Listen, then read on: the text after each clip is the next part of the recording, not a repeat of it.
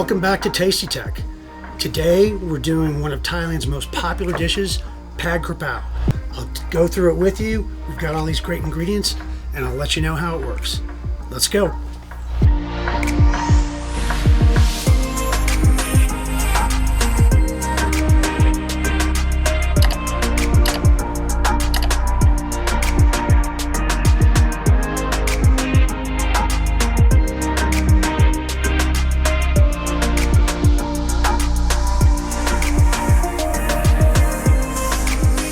So like many great Asian dishes, you first start by putting a sauce together.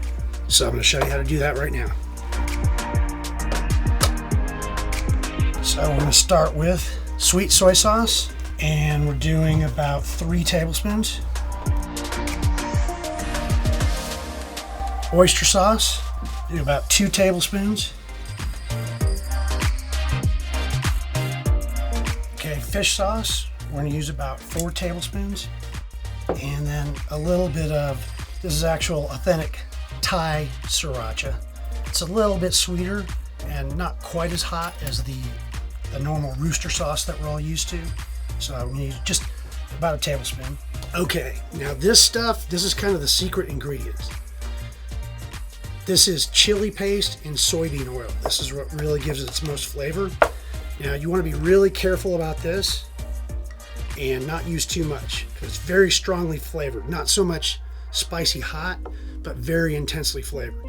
So what I do, it's 2 tablespoons. As you can see, I do it all by weight. I convert it. So we're doing 2 pounds of beef. Do 30 grams of this. Try that first when you first make it. If you like a little more or a little less after, then change it, but be real careful with this at first. And then I usually do about 5 or 6 cloves of garlic. You can mince it, but I have this cool little device here. It's great for garlic and for ginger.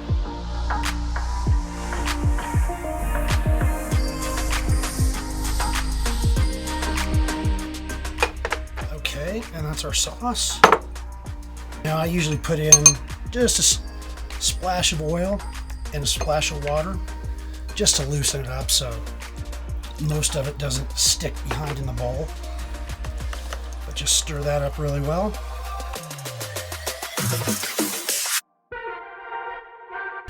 Okay, I'm going to set that aside. Now we'll prep our veggies. All we're going to need is 1 onion, 1 red bell pepper. I go for the largest ones I can get.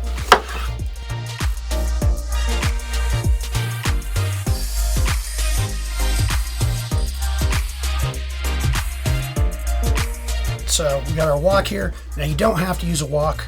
A wok works great, but you can use a large non-stick pan. I would definitely recommend non-stick. Probably you get by with a 12-inch if it has not like a skillet, but like more that has higher sides, or if it's more like a skillet with lower sides, you're probably going to want something like 14 inches.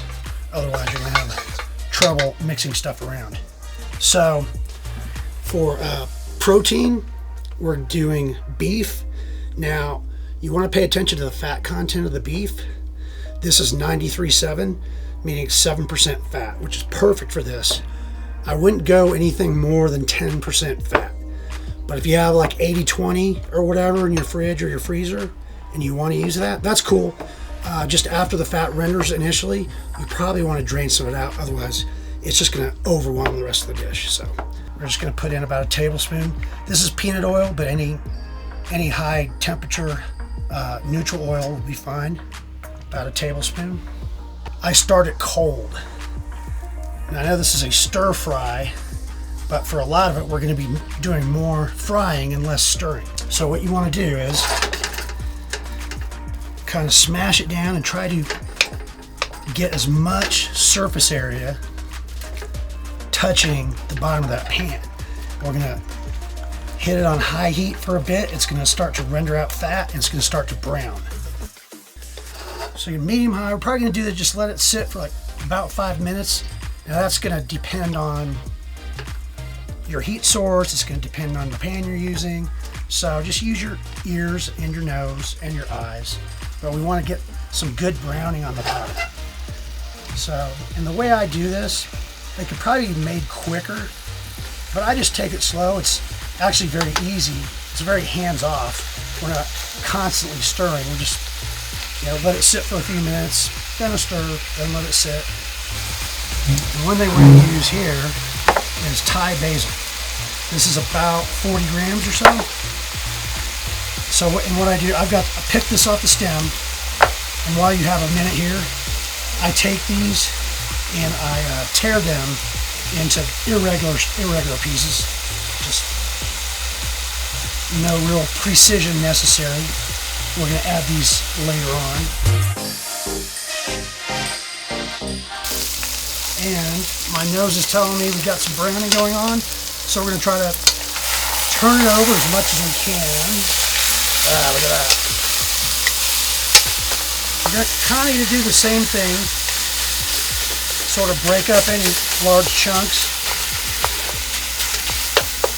but you don't have to break it all up now. We're just going to be breaking it up all through the process. Do the same thing, flatten it up again,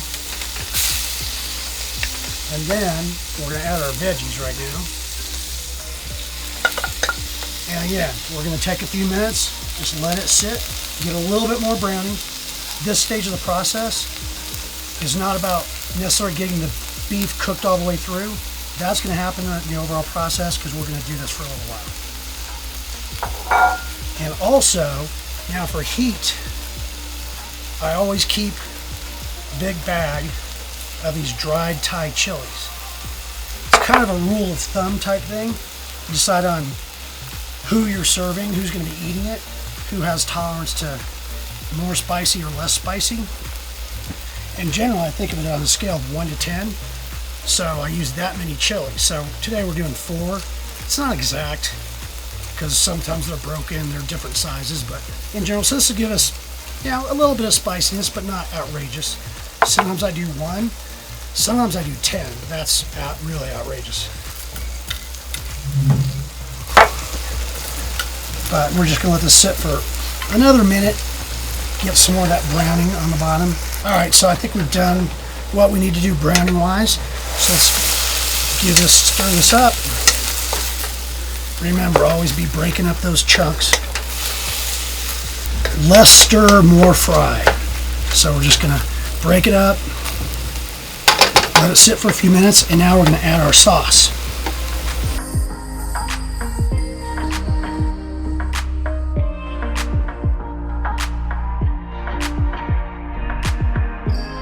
Stir, break up clumps. You might be noticing a running theme here. But again, now we've added all of this stuff, the sauce and the veggies. So much of that is water. That's why we're going to let it sit, because right now, what's in the pan cannot get above the boiling point of water. And we're here at high altitude, so instead of it being 212 degrees, it's actually 200 degrees here. So that's why we're going to take our time and we're going to slowly cook a lot of the water out of this. So one thing, this dish is not supposed to be, you don't really want a sauce in it, so all this is going to reduce out. So I just wanted to show you this right now. When I drag the spatula, see right now it's all liquid. Now later on you're going to see when I drag it, there's going to be a pause before it flows back in, and eventually it'll be gone altogether. So I just wanted to point that out to you guys. So again, this is something I probably take a little longer making this, but it's a lot more hands-off. So a lot of times you just leave it alone for a few minutes, then give it a quick stir. So.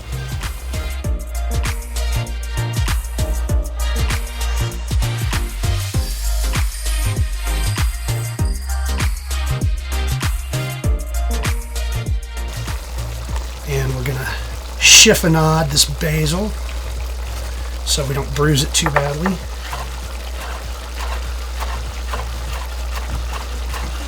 It's still very liquidy. We got a ways to go, but you're going to see it's a little less. You can see a little bit of the bottom of the pan, and pretty soon there won't be any. So.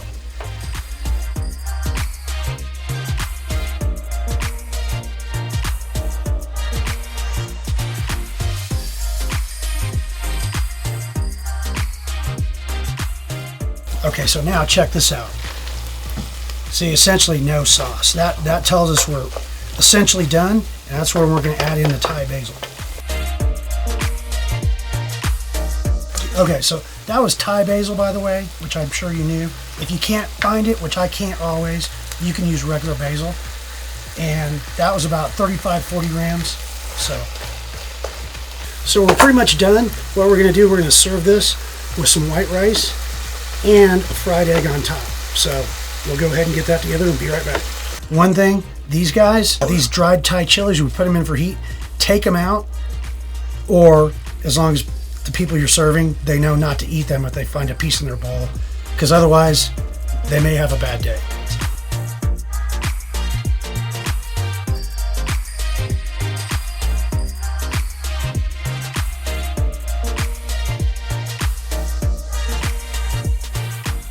All right, here we have it, Pad Krapow, one of my favorite Thai dishes of all time.